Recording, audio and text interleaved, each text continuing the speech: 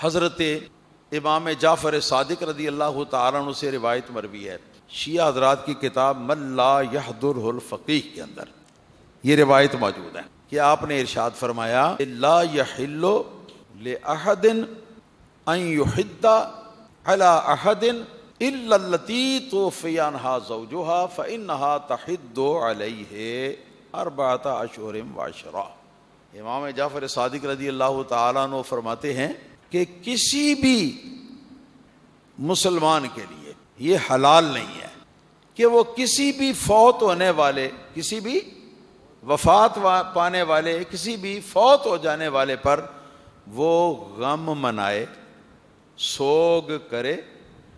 ہاں جی، الا ثلاثۃ ایام، مگر صرف 3 روز تک۔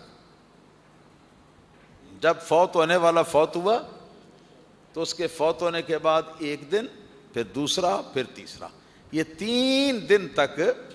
سوگ منانا اور غم منانا جو ہے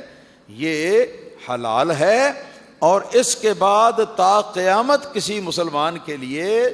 کسی فوت ہونے والے کا غم منانا یا سوگ منانا حلال نہیں ہے۔ ہاں مگر ایک وہ عورت کہ جس کا شوہر وفات پا گیا ہو، اس کے لیے حکم یہ ہے قرآن کا کہ وہ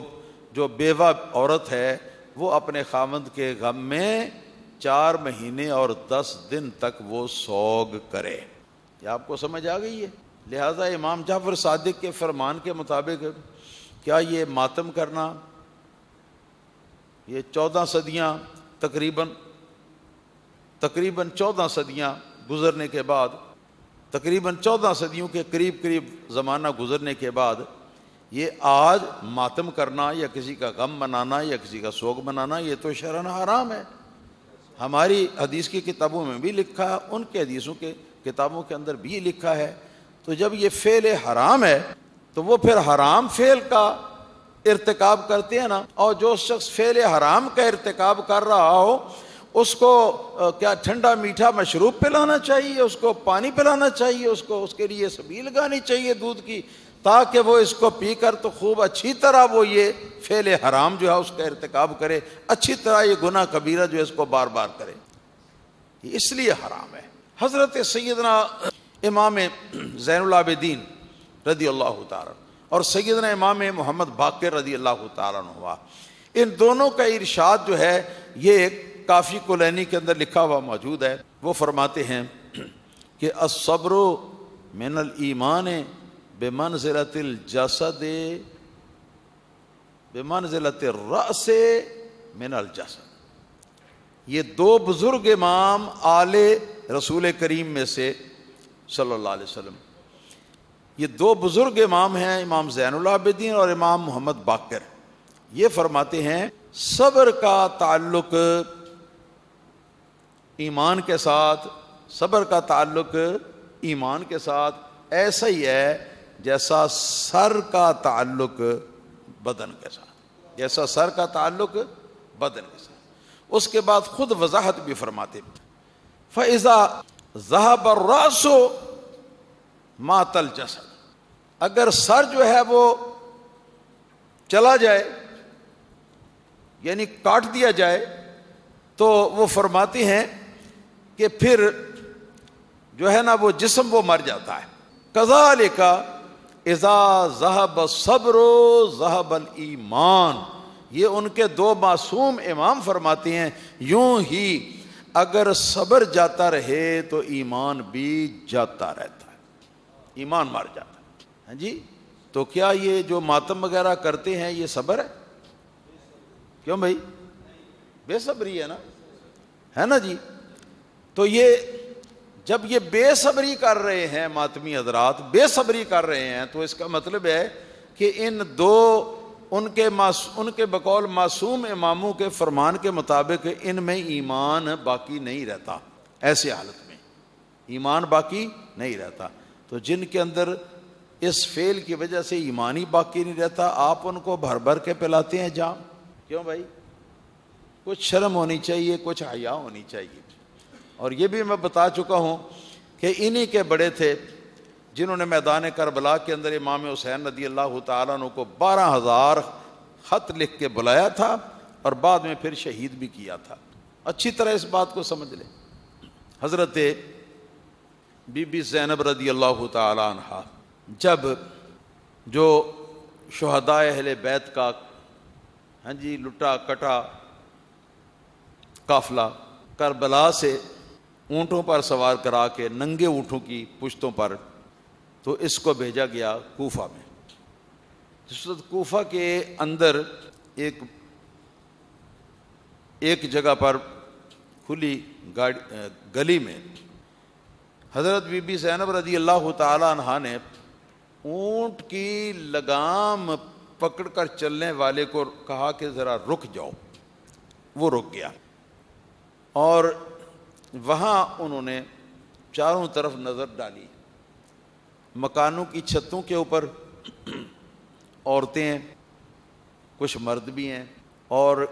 گلیوں کے اندر بھی مرد ہیں کوفے کے اکٹھے، اور وہ خاک اٹھا اٹھا کر اپنے سر میں ڈال رہے ہیں اور نوحے کر رہے ہیں، وہ وین کر دینے پہ جی، اور اپنا سینہ کوٹ رہے ہیں اور ماتم کر رہے ہیں۔ تو حضرت زینب رضی اللہ تعالی عنہا نے انہی کے لیے آپ نے سواری کو رکوا کر آپ نے اللہ تعالیٰ کی حمد و ثنا ادا کی، نبی کریم صلی اللہ علیہ وسلم پر صلاۃ و سلام عرض کیا، اور اس کے بعد کہا اما بعد، فرمایا کہ اے اہل کوفہ، اے مکارو، اے دجالو، اے عہد کر کے انکار کرنے والے غدارو، بد عہدو، اتبکون وتنوحون علینا، کیا تم اب ہم پر روتے ہو، وتنوحون، اور تم ہم پر نوحے کرتے ہو،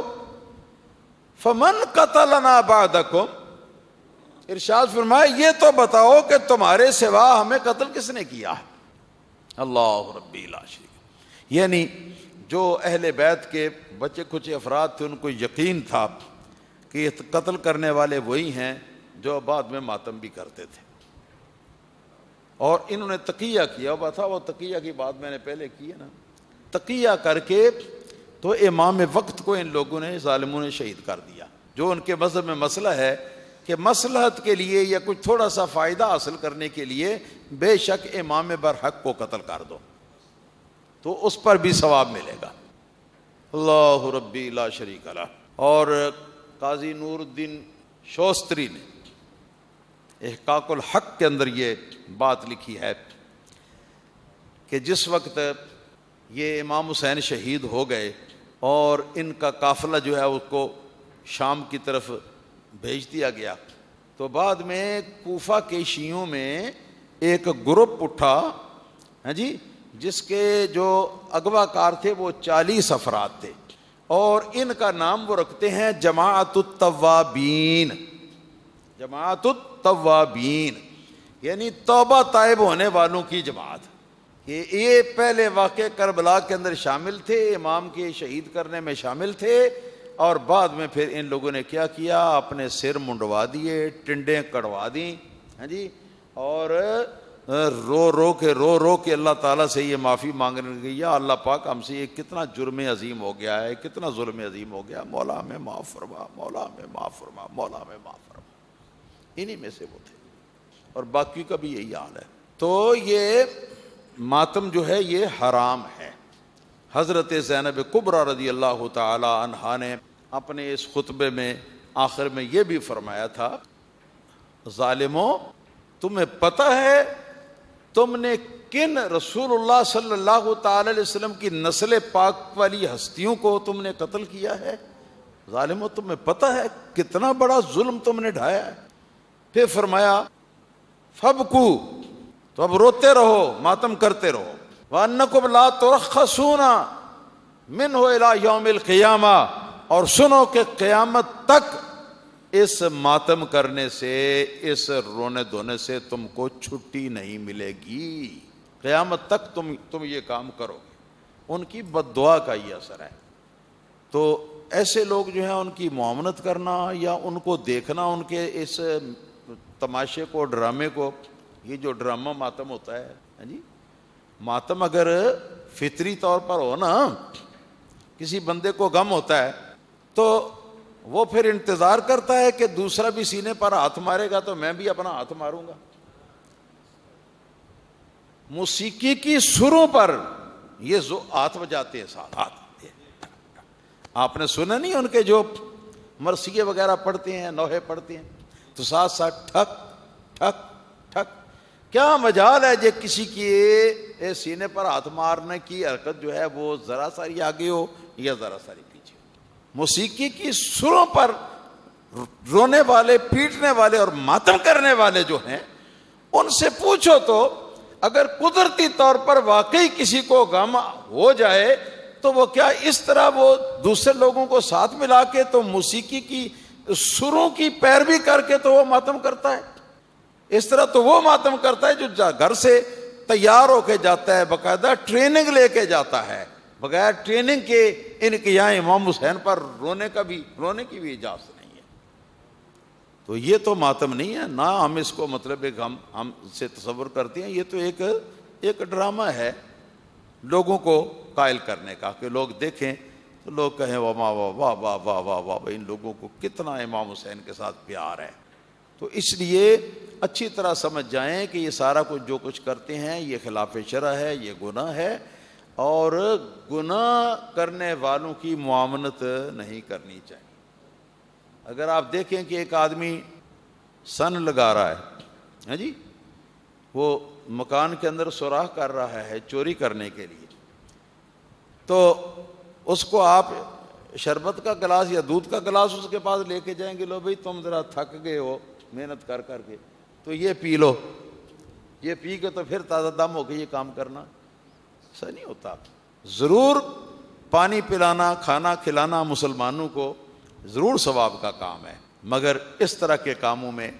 یہ خالص گناہ اور خالص حرام۔